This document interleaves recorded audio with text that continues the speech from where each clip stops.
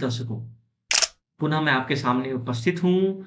शनि के सप्तम भाव में उपस्थित होने पर, लग्न से सप्तम भाव में उपस्थित होने पर कैसे प्रभाव होते हैं, इस विषय को लेकर। पूर्व में मैंने शनि के प्रथम से लेकर षष्ठ भाव में उपस्थित रहने पर, विराजमान होने पर कैसे फल मिलते हैं, इसकी चर्चा की है मैंने। अगर आपने ये वीडियो नहीं देखा है तो मेरे चैनल एनिग्मा इन एस्ट्रोलॉजी पर जाएँ और पूर्व के मेरे वीडियो देखें। और केवल शनि का ही नहीं, मैंने पूर्व में बाकी सारे ग्रहों का भी मैंने बताया है कि विभिन्न भावों में कैसे फल मिलते हैं।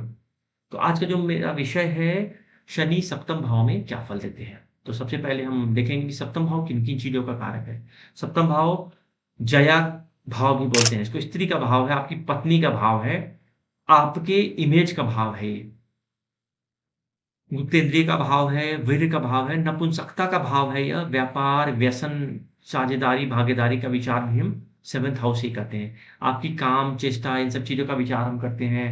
विवाह का तो विचार आप करेंगे ही इससे। उसके अलावा इसे मारक स्थान भी बोलते हैं, इसलिए मृत्यु का विचार भी हम इससे करते हैं। राज्य आदि का विचार भी हम सप्तम भाव से ही करते हैं। उसके अलावा आप देखोगे तो आपकी स्त्री का रूप, रंग, यौवन, शील, चरित्र कैसा होगा, इन सब चीज़ों का विचार भी हम 7th हाउस से ही करते हैं, उसमें उपस्थित ग्रह और राशियों से। अब यही अगर किसी स्त्री की कुंडली हो तो 7th हाउस, उसके 7th हाउस से उसके पति के बारे में, कि उसका पति कैसा होगा, सुंदर होगा, खूबसूरत होगा कि नहीं, उसका वर्ण कैसा होगा, उसका चरित्र कैसा होगा, उसका व्यवहार कैसा होगा, इन सब चीज़ों का विचार हम 7th हाउस से ही करते हैं। उसके अलावा आप देखो तो पति-पत्नी के साथ आपके आपस में संबंध कैसे रहने वाले हैं, उसका विचार हम करते हैं। कूटनीतिज्ञता का विचार करते हैं। साधारण प्रसन्नता का विचार हम करेंगे।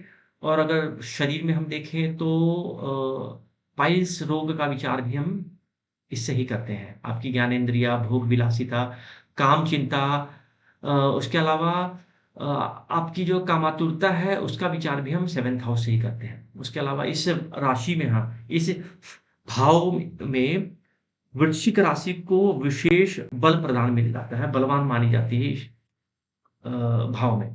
तो ये सब चीज़ों का विचार हम 7th हाउस से करते हैं। अब अगर शनि के बारे में हम देखें, तो शनि को अवरोध का कारक माना जाता है, विलंब का कारक माना जाता है। यानी शनि जिस भाव पर दृष्टिपात कर दे, उस भाव से संबंधित चीज़ों में आपको विलंब होगा। यह आप बिल्कुल गोल्डन अक्षरों में लिख कर रख लें आप।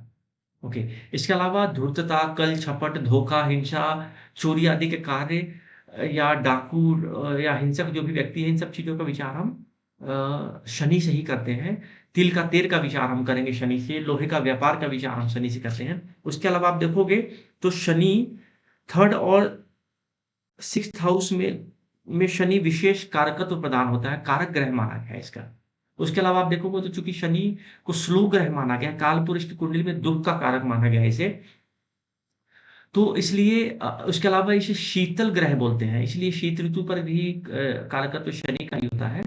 अब आप देखोगे तो जितने भी जो रुकावटें हैं, चमड़ा, कष्ट, विरोध, दुःख, मृत्यु, सेवक-सेविका, जानवरों में आप देखो तो गदहा, खच्चर, बकरी, बकरा, भैंस, कुत्ता, और कौवा आदि पर विशेष कारकत्व शनि का होता है। उसके अलावा आप देखो डरावने कोई इमेज अगर दिख रहे हैं, आकार कुछ, वो हो गया, आयु हो गई, आयु का कारक शनि को माना जाता है।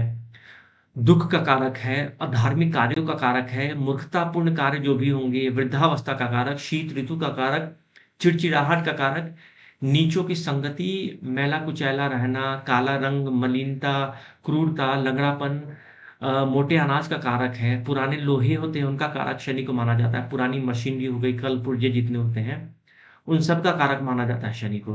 उसके अलावा नीच दृष्टि हो गई, शीशा जो धातु होता है उसका विचार हम शनि से करते हैं। लकड़ी, कठोरता, इन सब चीज़ों का विचार हम शनि से करते हैं। पैदल चलने आदि का, पैदल भ्रमण का भी विचार हम शनि से करते हैं। तो शनि अपूर्णताहीनता और अभाव का भी द्योतक होता है। तो ये सब चीज़ों का विचार हम शनि से करते हैं। अब हम देखते हैं कि शनि अगर किसी जातक की कुंडली के सप्तम भाव में उपस्थित हो तो क्या फल मिलेगा?